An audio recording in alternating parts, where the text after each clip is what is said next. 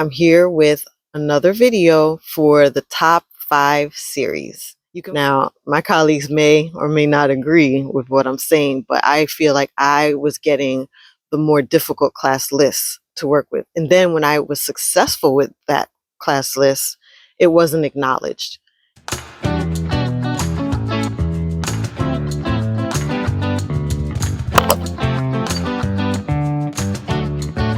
So I previously answered the 17 questions, but today I want to focus on number 3.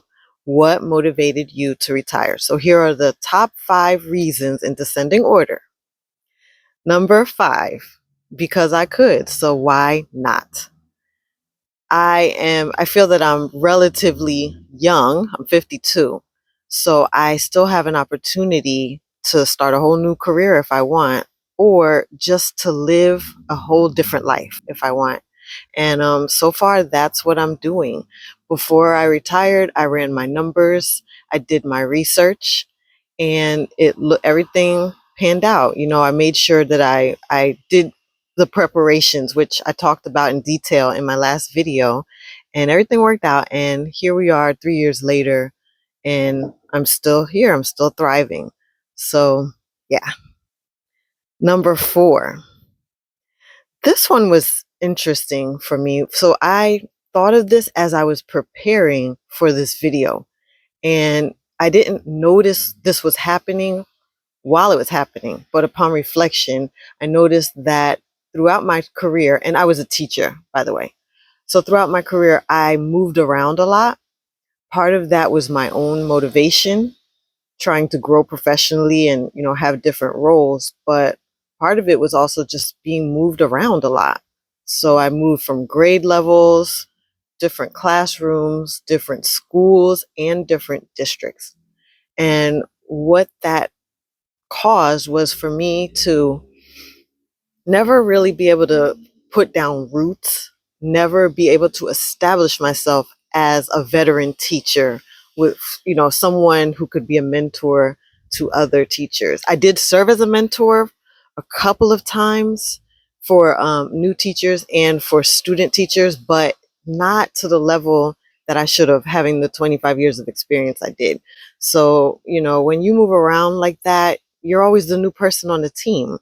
That was my experience, being the new person. And sometimes that means having the more difficult tasks on the team. And that's what happened to me.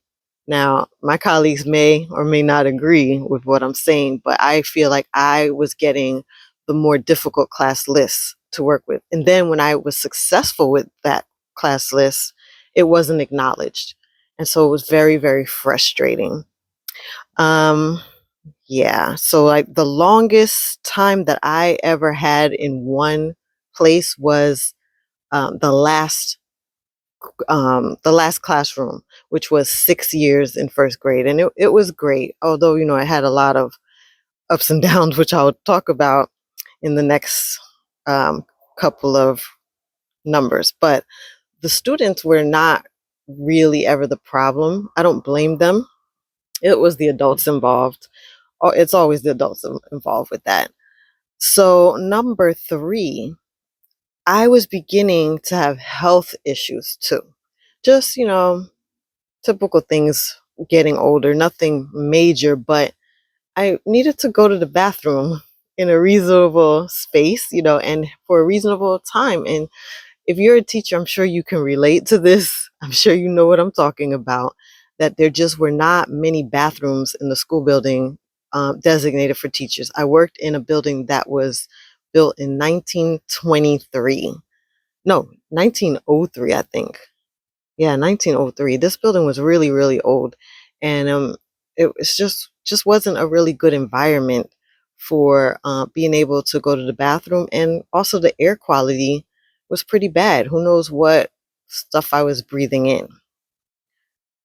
And then, of course, I kind of mentioned in the last number 4, there were just toxic people too.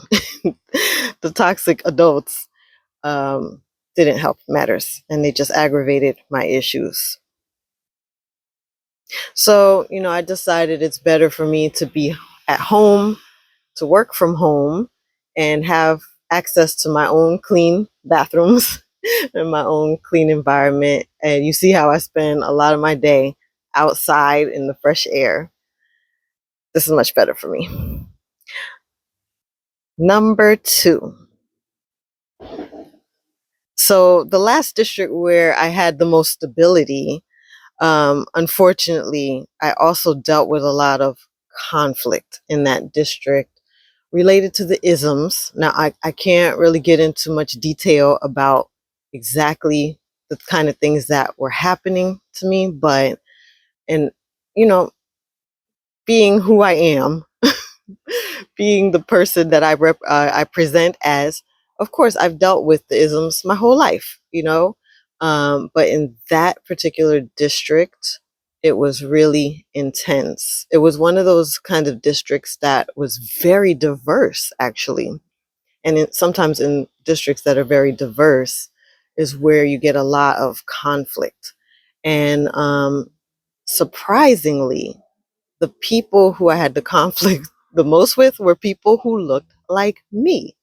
And it's just that nobody, when they looked at me, nobody really saw a teacher. They thought that I was maybe a custodian or a lunch lady, and or maybe even a teacher who's kind of like a support staff kind of teacher, not the main classroom teacher. So I ran into a lot of that, along with being the new person, just not feeling respected, not feeling seen for who I was. I think I was an excellent, great teacher, and my students loved me and I loved them. But people, either they couldn't see that or they didn't want to acknowledge that. So that was a big reason. And then number one was surrounding quarantine. I'm not going to say it was because of quarantine, but it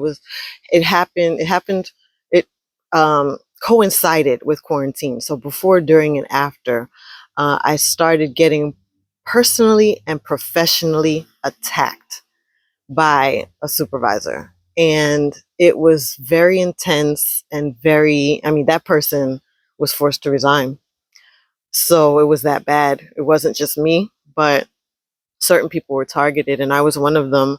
And that really took a toll on my mental health, and I couldn't take it. And then another thing with quarantine, I mentioned it was an old building. Well, it was not well ventilated. So we had to leave our windows open when we came back for hybrid teaching. And it just so happened that there was also construction going on right outside my window. And they were using old equipment, and I was smelling what I think were toxic fumes every day, all day long, plus all of the noise. It was just a really bad situation. And I got pushed back by taking my students outside to do some outdoor teaching, like counting acorns for math and stuff. I got pushed back after a while, like, oh no, you got to stay in the classroom where you were assigned. So actually, when I got that email, I said, okay, this is my last day. And yeah, that was the deciding factor for me. So now you know the top 5 reasons why I quit teaching I quit teaching through retirement. So if you look at it that way, it's not so much that I retired. Officially, I'm retired from teaching, but really I quit. And retirement was the best option of quitting. Well, thank you. And please remember to like, comment, subscribe, and share this video if you know anyone who might find it helpful. Stay inspired and keep thriving.